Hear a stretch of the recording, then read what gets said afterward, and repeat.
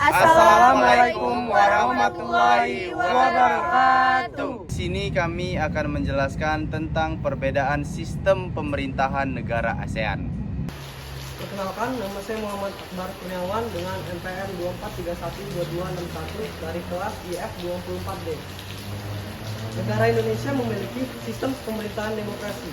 Sistem pemerintahan demokrasi adalah suatu bentuk pemerintahan di mana kekuasaan tertinggi berada di tangan rakyat, di mana rakyat yang memilih presiden dan anggota legislatif.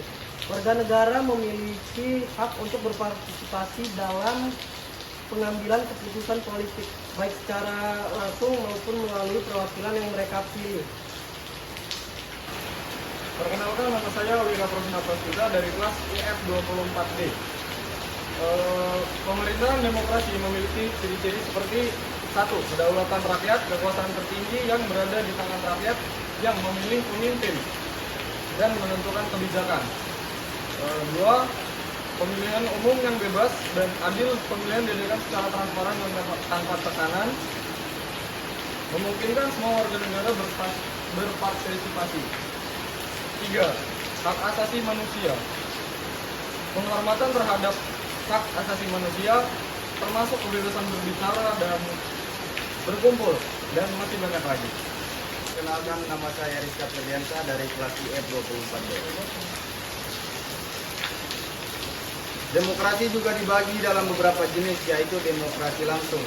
Rakyat terlibat langsung dalam pengambilan keputusan seperti dalam referendum. Demokrasi perwakilan. Rakyat memiliki wakil untuk membuat keputusan atas nama mereka dalam pemilihan umum. Demokrasi parlementer. Pemerintah bertanggung jawab kepada parlemen, Perdana Menteri dipilih dari partai mayoritas. Demokrasi presidensial. Presidensial dipilih langsung oleh rakyat dan memiliki kekuasaan eksekutif yang terpisah dari legislatif. Selain negara Indonesia, negara Amerika Serikat, Jerman, dan India juga menggunakan sistem pemerintahan demokrasi. Nama saya Siti Diana dari kelas CF 24D. Di sini saya akan menjelaskan kesimpulannya. Kesimpulannya adalah sistem pemerintahan demokrasi memberikan ruang bagi rakyat untuk berpartisipasi dalam pengambilan keputusan yang mempengaruhi kehidupan mereka. Meskipun menghadapi berbagai tantangan, prinsip-prinsip demokrasi tetap menjadi landasan penting dalam menciptakan pemerintahan yang adil dan responsif. Nama saya Nadia Haryanti dengan NPM 24312111. Selanjutnya adalah negara Malaysia. Negara Malaysia memiliki sistem pemerintahan monarki konstitusional. Sistem pemerintahan monarki konstitusional adalah sistem pemerintahan yang dimana raja dan ratu bertindak sebagai kepala negara, tetapi kekuasaan mereka dibatasi oleh konstitusi atau undang-undang dasar. Dalam sistem ini ada pemisahan antara kekuasaan eksekutif dan legislatif. Dan seringkali terdapat lembaga legislatif yang diwakili oleh rakyat.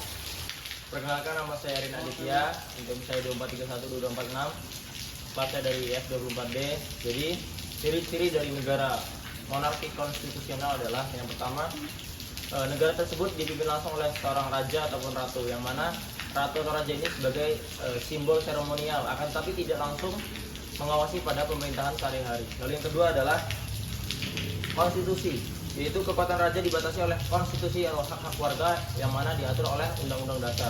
Yang ketiga adalah pemisahan kekuasaan antara eksekutif, yudikatif, dan legislatif, itu dipisahkan dan tidak langsung dipimpin oleh negara-negara ataupun raja-raja tersebut.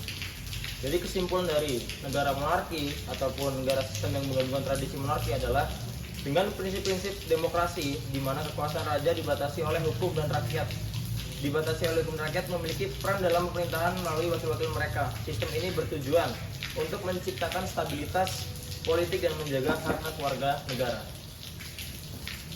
Sekian penjelasan dari kelompok kami akhiri. Wassalamualaikum Warahmatullahi wabarakatuh.